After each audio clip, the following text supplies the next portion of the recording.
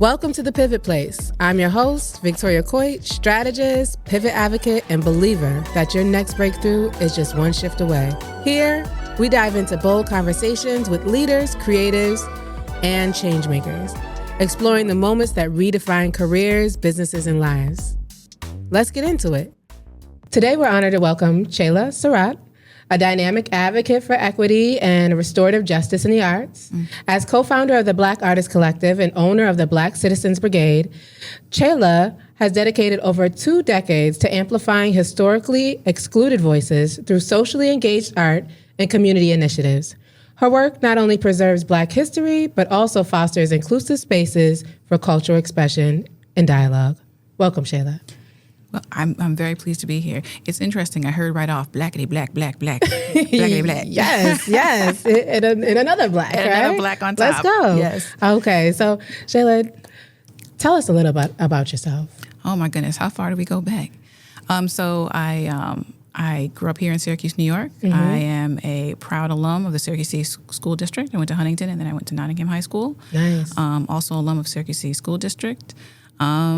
Yeah, I'm a person who very much loves our community. As you said in the intro, wants to advocate and show up for our community. A lover of the arts. That comes from my mom. My mom is a classically trained opera singer, so a lot of, I cannot sing, so we're not even going to get into that. I won't ask. Yeah, don't ask. Mm-hmm. But it did spark a love of theater, so I did go to Syracuse University for theater, for straight theater. But ultimately decided to do some work behind the scenes, and as you said, about 2 decades. It may feel old, but 2 decades of advocating in the arts sector. Nice. Okay. So arts came from your mother, the love of. What is your memory? What's the furthest back you can remember where you just said, oh, this is just doing something to me, this art? I have a very specific one. So I went to Syracuse Stage. I wish I could remember the name of the production, but I realized that this is a non-homogenous crowd. There's all different socioeconomic backgrounds, different folks here, but something was happening. Something was percolating. We were having a collective experience, and it was from what was happening on that stage. And I realized, oh, this is powerful. This is transcendent. So that's when I realized I wanted in some way be into the arts. Okay. And so where did you start? Where did I start? So, an organization that no longer exists, which is called Metropolitan School for the Arts, existed in downtown across from the Onondaga Historical Association. Okay. And it was a place in which a lot of the names that we know now, that would be, goodness gracious, Tammy Tarbell and David McDonald. There are so many different, Roberta Pippin, Jackie Warren Moore, all of them were there. They were teaching. And it was a place in which it didn't matter what socioeconomic background you were from. You could go there.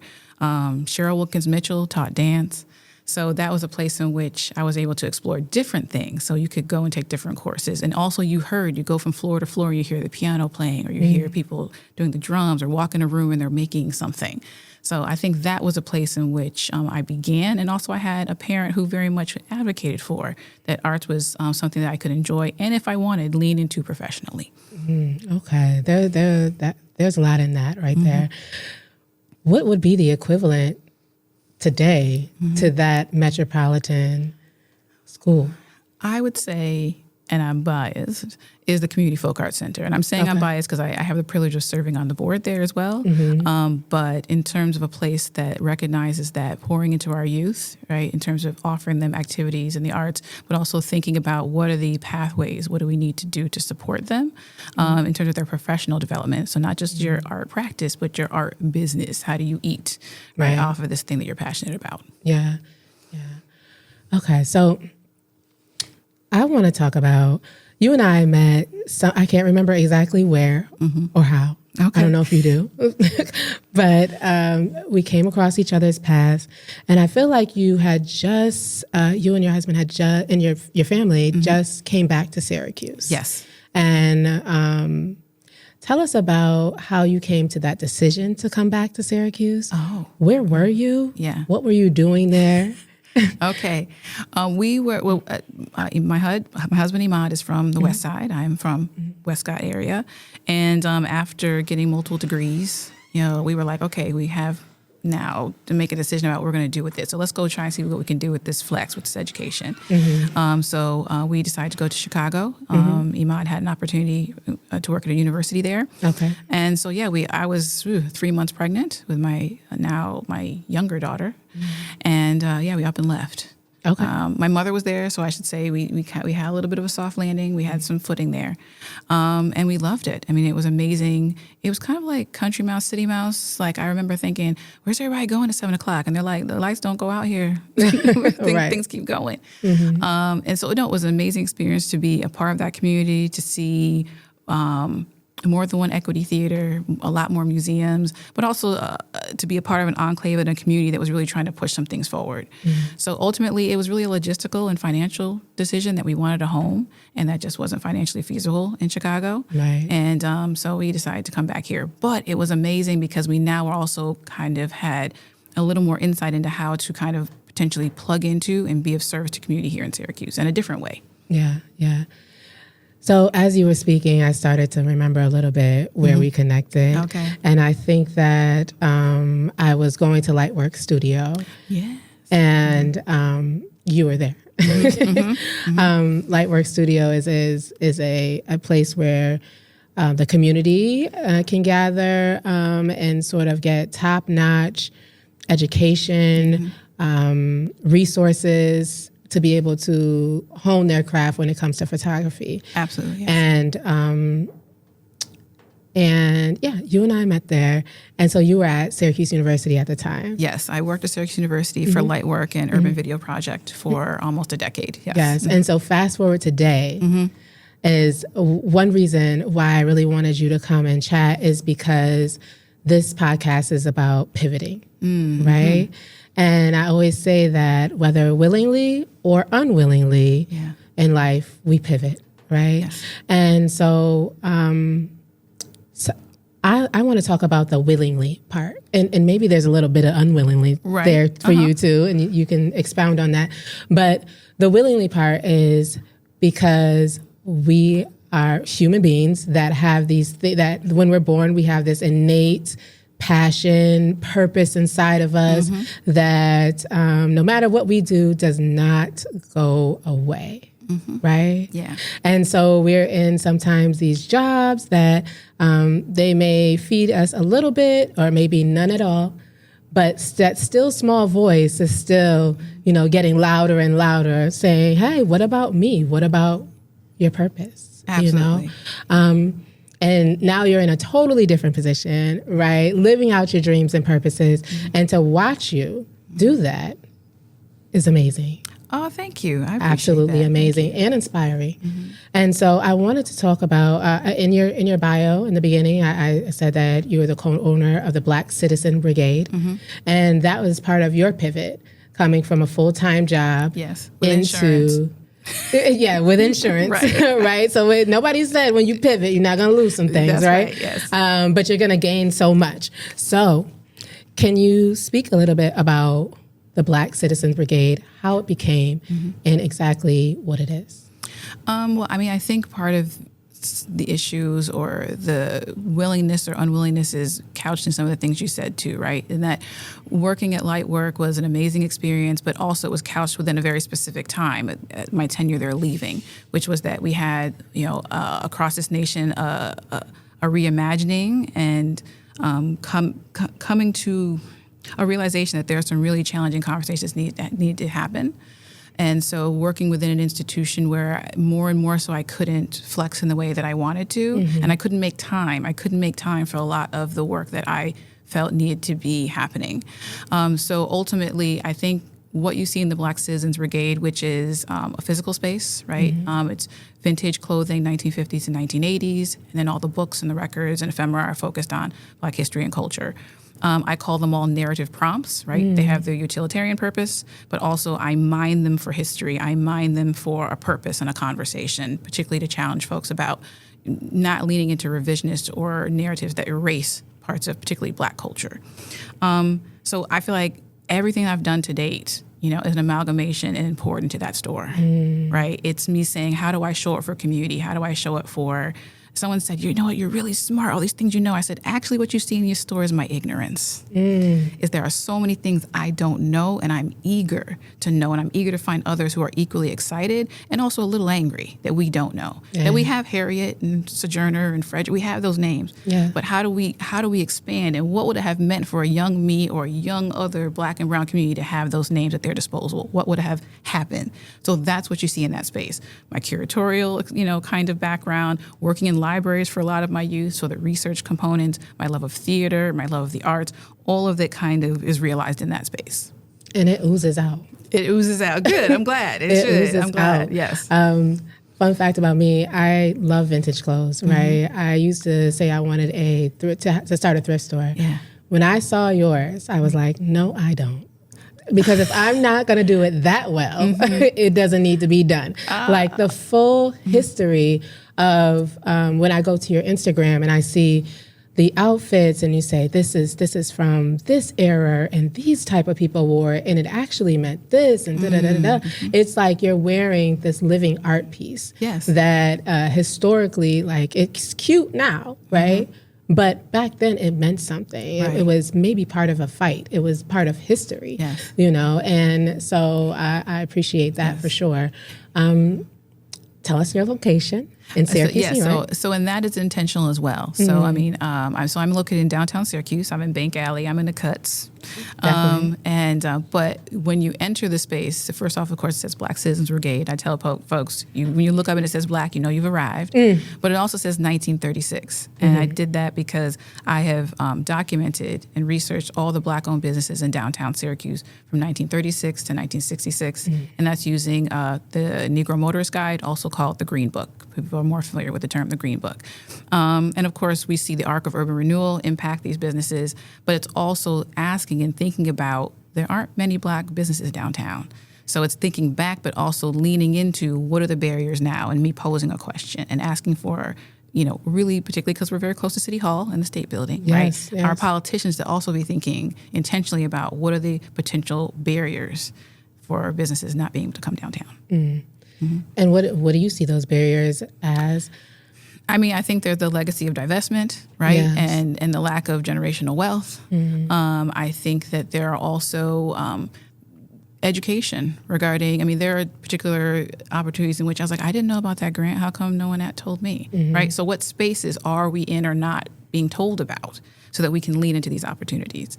And also I think, too, that there's just a particular narrative about who belongs and doesn't belong downtown that we have to divest from as well. Yeah, absolutely. Can you, what does Black Citizens Brigade mean, that name? How did you come to that? Okay. So it's funny. In the beginning, I used to give this whole long dissertation about Black. And then one day I was just like, I'm Black.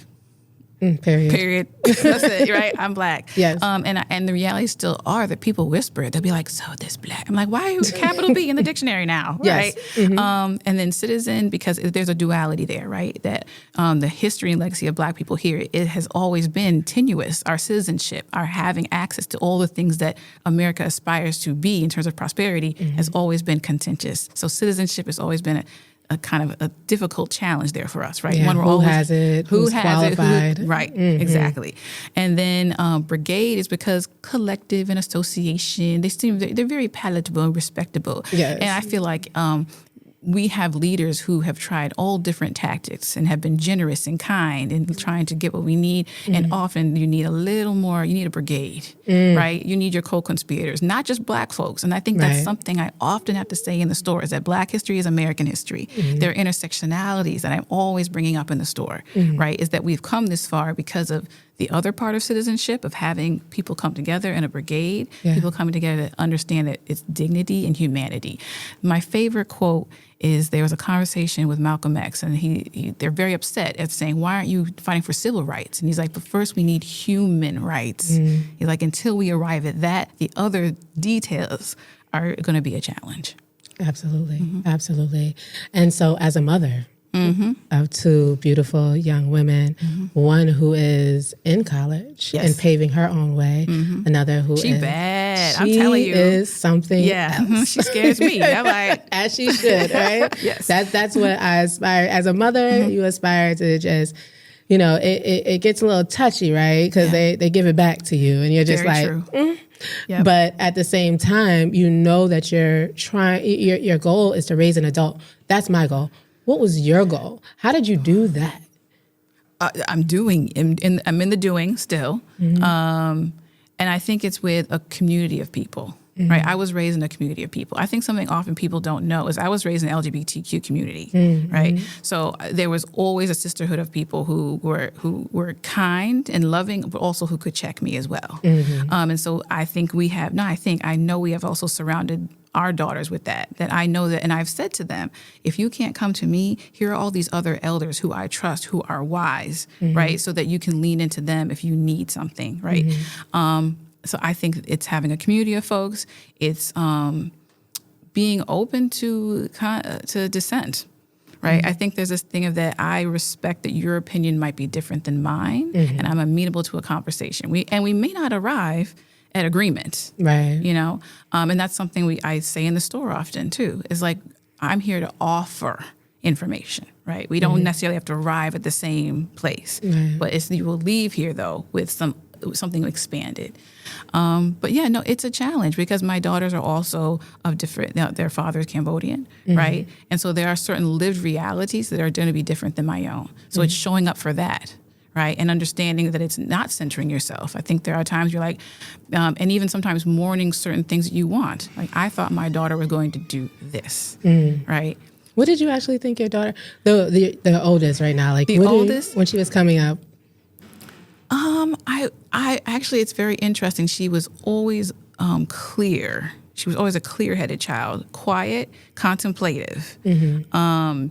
So it wasn't that she didn't meet expectations. That's not the case at all. It's just I think sometimes, I don't know, I thought I had more time. You know, I thought I had more time. You think you have more time to keep them close.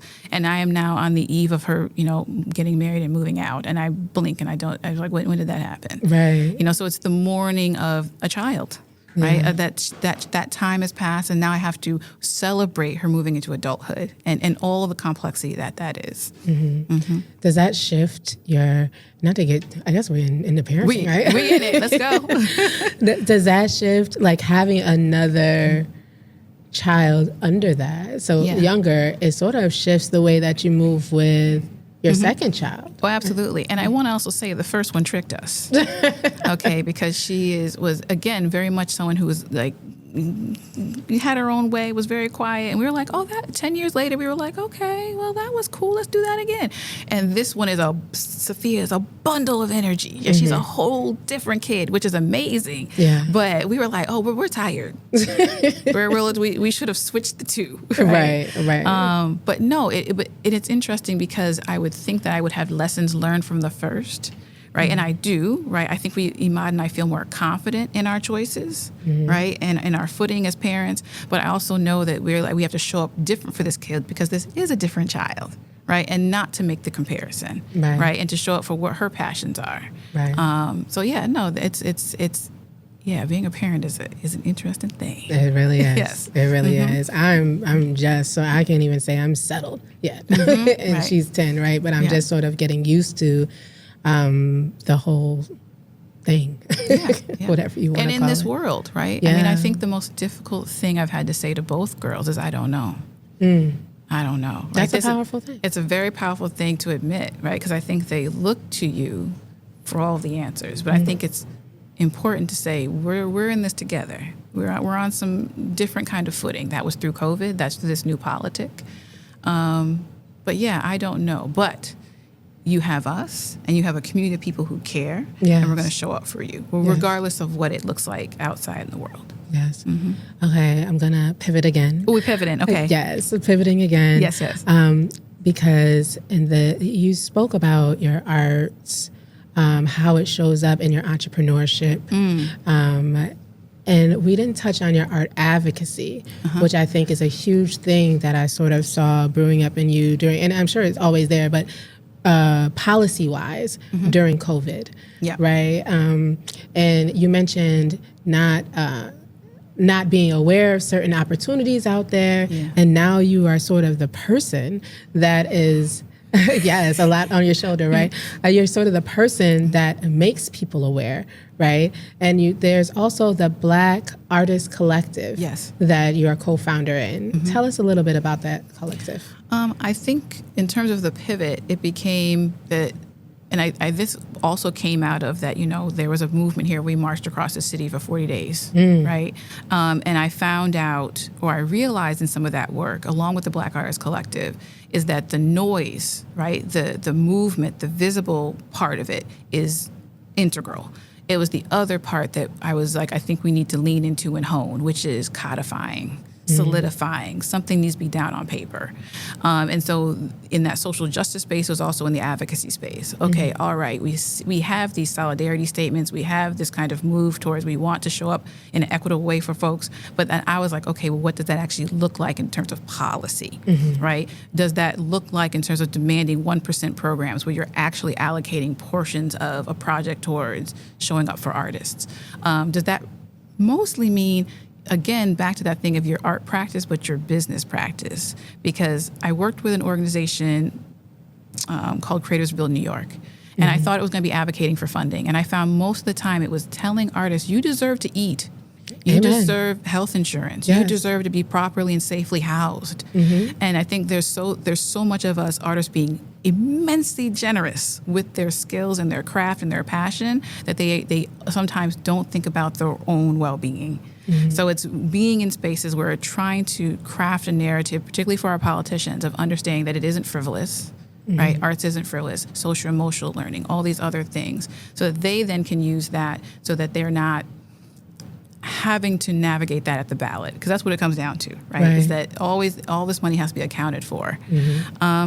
But yeah, I think it's navigating that we need the spectacle, right? But we also need the other components, though, that there's not in perpetuity, but there's something safeguarding folks that you can point to. And so in terms of the Black Artists Collective, I think the most significant thing that we did, and I think you're aware of, is that we end up having to call to account the police department here regarding some of their permitting practices. And that we were like, there's something happening here that needs to be fixed. And it was a long process. And it was one of those, that's not the sexy part, right? Of sitting, reading addendum 2.5 of a particular legal document, but ultimately arriving at something in which now, if you are in our public parks, you have access in a way you may not have access before, right? That you can choose to have a police presence or not, or you can have community interventionists, right? There are other choices that a community can make, right, that before they could not. That there's clarity. Before, there wasn't even clarity regarding, is this an event or is this something constitutionally covered where you have the right to assemble? So I think navigating sometimes challenging relationships with our government officials can arrive at something that the community benefits from. And that's an arts advocacy space. And I think so often people think we're just making jazz hands somewhere. So you say gone with the struggling artists at this point. Right. The artists need coins and they need respect. And they need respect. Right? Yes. And they need systems that they can point to get it. Yes. Right. I think that's the thing as well. It has to be something that's actually written down, because as we've seen now is that unfortunately without having something you can point to and hold on to, it's going to be a struggle. It can be a struggle. Yeah. Okay. So how can people get in contact with you? Why should they get in contact with you? And let us know your socials. Oh my goodness. What are my socials? Okay. So my socials, it's just Black Citizens Brigade, BLK Citizens Brigade on Facebook. On Instagram, it's BLK_Citizens Brigade. And then, via those, you'll be able to find me. Really track me down. Okay. Yeah. Yes. There's another story I'll tell you. Please. Oh, because we were talking about parenting. It always makes me shift to think about my mother and lessons learned and being a good listener, and tying to the brigade. So she was in the store, and it ties into what I call small radical acts, because people often are asking, well, how do I show up? I can't march, or that I can't. People have certain positionalities. Sometimes they can't do that. The nature of their job is they can't do that. And I say lean into small radical acts. And this is the story I tell regarding that. My mother said, this store is a radical act. And I was like, okay, my mom's about to tell me a story. She said, because you have to remember, when I was growing up with Grandma, I would press my nose to the glass on some of these businesses because I couldn't go in because they were segregated. She said, you need to have more sewn clothes in here, because Grandma would then sketch them out and go home and sew them. She said, because if you were allowed inside, you couldn't put on the clothes because it was assumed that if it touched a Black person's body, it couldn't be sold. Same thing with returning an item. They presumed it had been on a Black person's body, it couldn't come back. She's like, so being able to go into any establishment and shop, right, to think about how we are conscientious consumers, small radical act. Reading a book, small radical act. We know the history of access to literacy in this country, right? We know that the FBI, not only did they follow our leaders, right, they also, there's a document in which it says, go out and find every Black-owned bookstore. I want to know what's on the shelf. I want to know what the community is reading, right? So small radical act is reading, is showing up and supporting Black-owned businesses, being present in these spaces. Not everyone has to march. Some folks shouldn't, right? Some folks should not be there. I need you to be a judge who believes in alternative sentencing practices. I don't need you on the front lines. I need you behind the scenes. So I think that encouraging folks to show up, my store is respite. My store is resistance. My store is a soft place to land. So I think everyone can find their way and their passion to a small radical act. We all don't have to be Malcolm. We all don't have to be Sojourner. That's weighted. That's a weighted thing for folks. That's a lot of emotional labor sometimes. Whatever your passion is, you can find your way to a small radical act that can actually have a huge impact. I love that. I love that. And finally, yes, what is your favorite quote? Okay. This is my favorite quote. Oh man, I gotta think of a positive one because I have one. That's Are they all revolutionary? Yeah, they're all a little bit of a fist in the air. Okay.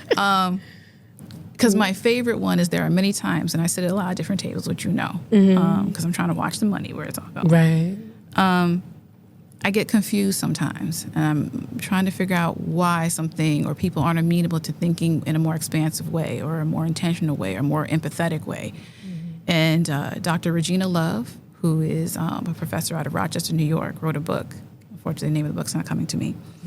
But what she said was, remember, there are people who are beneficiaries of a broken system. I'm like, oh, maybe that's what's happening here, right? So when I understand who the players are and maybe what their intentions are, okay, right? But that also then gives me permission to make a pivot and make a different move, right? When I understand potentially what the intentions are under the table. So I gotta think of a positive one. I don't know. I gotta think of a positive one. I'll stick with the radical act. There you go. It's on brand for you. I'll stick with the radical act. Yeah, I'll stick with that one. Okay. Is there anything else you want our listeners to know about This is what I want to say about you. Because my memory's coming to me as I will say this. I remember, because I think so often people do this work and you're just doing it. And not that we're clout chasing, but I remember getting a Roots Award. Oh. And I remember literally, because it was a surprise, the whole night I was like, I think that we should accept our flowers. Amen. And I think so often, maybe that's the quote, accept your flowers. And I want to say that particularly for Black women, because I think so often we have this messaging about showing up for community, that's part of our birthright. So I think when people, because I was very moved. I was very moved that this work that's on the periphery, because we have a lot of social challenges going on. So arts can feel like, oh, that's nice, you're over there with your jazz hands, right? So, but to say, no, this is important too, right? That part of Black culture, part of survival has been singing, right? When a child is weeping, what do? We sing a lullaby, right? When we were seeking emancipation, we sang songs about drinking gourds. We quilted notes, right? We put candles in windows. I want to say I appreciate you because part of that recognition was part of me making a decision to pivot. Oh. Look at that. See how I did that? I buttoned it right up. See? As a PR person you are, girl. Get it. Thank you so much for taking the time today. And take care. You as well. Thank you.